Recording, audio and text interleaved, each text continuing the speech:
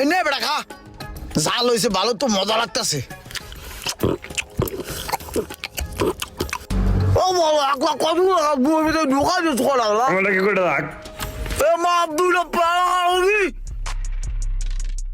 পেয়ারাটা অনেক মজা হয়েছে। ওই খারা খারা সবটি গরুর মতন খাইতেছস, বয়া কেমন যায় না? খাওয়া শেষ করে সবটি নামাজে আয়। ইরে কাম সারছে, ভাগ ভাগ। খাইছে রে, বলা তাড়াতাড়ি বলা। এইগুলারে যে কি করতে মন চায়।